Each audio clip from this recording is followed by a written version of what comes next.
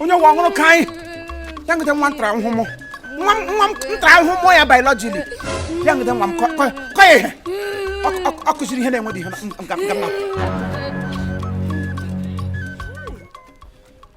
madam ebewo nelo Magi odukwa mama ko no tissue kuru ko nya da papapapapapapa ebule jini ha amara ge bola na amara imo azo onye ekuru papapapapapapa mama nuzo gi na ataku odi mma ele hem jigide eku onye jigire nwa ga school ga muta ihe ejigire sa ha ga wure mbibi gbo ya kam sa kashe ihe ho muta ihe na nna ya ga school na ton ka nwa m je education asem ha wure mbibi gbo le me emire mo no ha ga je egburu mo nwa onye hu ga nwa tra hu mo my children under daughter my daughter children anything from one kan ga furu okwo onye furu nda kusi hu amuna no mo onye oge chota akara mo nwa ihe omutule mo nwa enwenye no na na amado nya adakirikiri wo adakirikiri adabe kise detem otu mkpuru nwa ma mjim na eje me onu nda kusi ngudi o Therefor yo kwa nisi chirikwo Imo oyicha akwa gachi adele mo ogo ha belem ke wo kotawasem kolago ogum nulo ta ya ga akparaba Chineke na ndị nkuzi odo gbakọta na pụta ya n'aka m ana m for you gbakọlọ teji eme agbara ate ma nne m chire kiki ihe akwe m wọta biko nwa gị nwaanyị omepere megide ga-eji akụ ihe a na-akụ ihe otu ahụ na skuul mkpara na-eshi otu ahụ akụ ụmụaka ihe nwa m omere na-emedi ha omere ihe ahụ na-enwebedo onye mere mbụ na ha jiri ya common simple question na ajiri nwatakịrị asakwado otu o siri mụta ọ ga-egbu onwe mgbe ha jiri 1+1 ele ihe ọ pụtara 11 1+1 day 1 of the 11 couple 2+2 awunu 22 22 2 nga boshi hangte nwa mgbo yilu Chineke okwe mota isi 2+2 22 mana owuno ele hina ihe ọzọ ga owote shere koshire ọ ga ya na koshidire onwe ihe ọzọ ha jụrụ ya asịrị ya go kapịnta ihe kapịnta bụ asị go ejiri gbugile 13 state and carpenter okay ha si agụọ states and capital ọ woti ewe ihe asị agụ pụtakịrị go toshire mụta mba ha ekwesịghị ịkụ ihe na nke ụmụaka niile maara agụ ha ji agụ uri ọkwụ yo nne m go 13 state and carpenter 13 Tera carpenter ya akwụ gama 13 state and carpenter ngwa ekwe ụmụkabịa ọlụ ụrata cheta ụmụaka kwa ụmụaka Owerri West Asaba Okija Osu Asaba Okija Okija aga m egofushi Okija nga ọ kwụsịrị onye igwe ha akọkwa na ya kajashia ya Asaba Okija biki ka m jugote ga ajụjụ iwe wekwele gị ha na-akwụsịta n'ọnụ nwa ga-akwụ wuwu ka Owerri niile ọ gbagharịa roundabout ama m so Owerri niile enwele capital biki iwe wele gị ihe a kwụsịtaga n'ọnụ ya from the father's side ka ọwụmere nne onye oshi n'aka. How do I mean? What do I mean? What do I mean? It's easy. What type of question can I ask me here? Okay.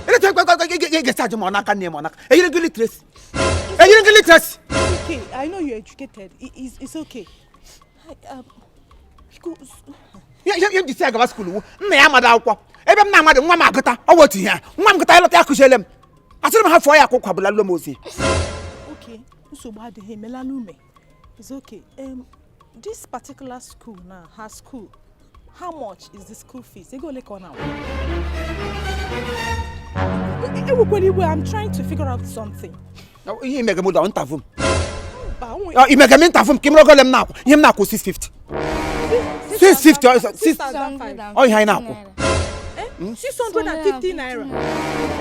Oh, ego graduation, ego party ha ko. Oh, me first, how you has how you na how you na akwụkwan. Tamly.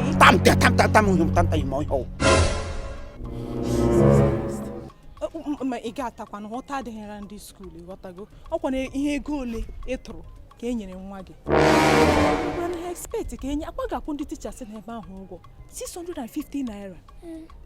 Ego graduation na awụkwa na gịnị? Agladi aja ụlọ. asaulo. Ime me aga m enyere gị aka. Ịgbọọla la too much. Bụla lo shoulder gị lekwa ebe ha ngiri ya n'elu. Aga m akpọ gị ugbu a. Ka anyị gaa ebe ụmụ m na-aga school. Yes. To tell you the truth, my child cannot speak like this. He cannot behave like this. No, not at all. Secret him. My secret. Thank you for using that. My secret. Look, maybe some other time, get your number. Ichori gaketa. The favorite here.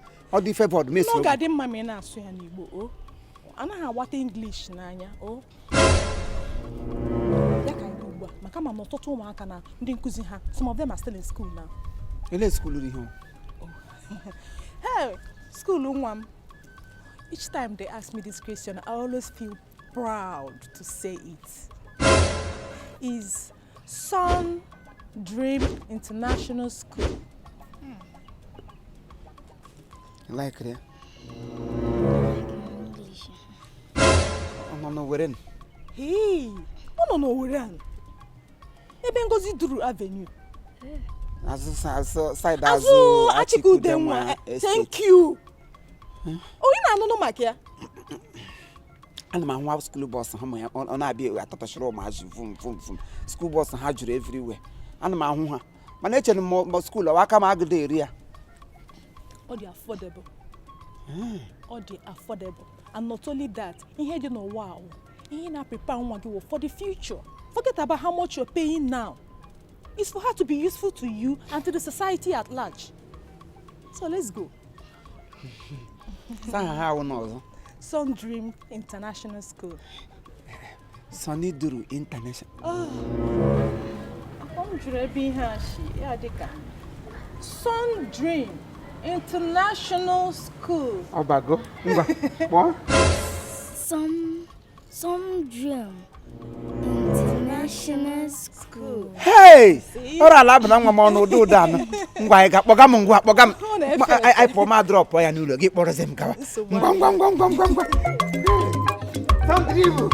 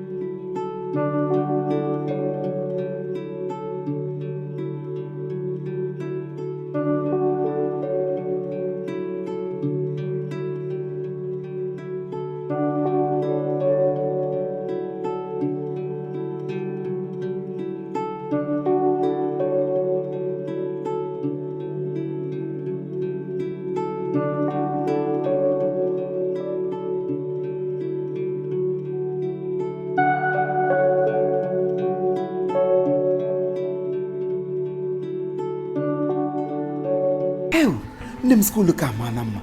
No wonder nwa go nwa ozugbo ajiri ha piam 1 + 1 piam ya nyime 3 + 3 piam 4 + 4 ya na azagu ozugbo ele onye ga go school na this kind of environment na agada amuta akwụ. Akwasi na afunanya ekwe. Afunam.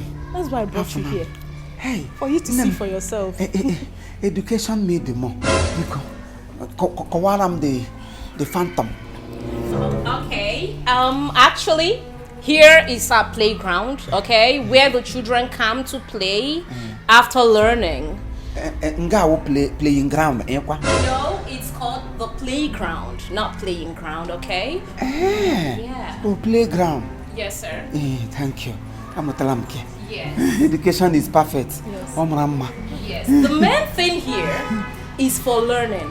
You know, as they play, it is used to achieve balance. Okay? Yes. Now, the children get to understand that those things they view on air, they can actually see them, they exist, and they can manipulate them. Yes, the sir. practical aspect of it. I like them kids. Practical. Practical. Oh, you hey, practical. Sir. Janglova no manguba. It's called a swing. Yeah. Yes. It's awesome. Swing. Swing, something like a pendulum. Hey, Swings you like front, like back. a pencil. Onye no get a pencil again. Pendulum. Oh, what here? Pepe bidon kwekem. So my daughter children, ya nwa m nwanyị bido na school m. Pendulum kwanne ya ojan glovan kwa gana anya. Swing. Nwa daughter m swim. Swing. Hey, bekee wa abra. Oh, swing. I'm at lanke ka bagla na brain because you see ma anyone enter into my head or popo ya gara. Swing. I'm at lanke. Na come to down. Kimiki ghọta ihe ọ na-akọwara. Awata. Because move me around. Okay, So, don't worry, I'll take you around. Yes. I'll take a move. I'll take you. You're not an object. She will take you around for you to see other facilities. Because you mother phantomitis. No, sir. It's called facilities. Facilities. Facilities. Hey, bekee wa abra. Bekee to bolo mo anyone would die when go la mbrasata. Obi ni gwe ga agota. All right. Move me.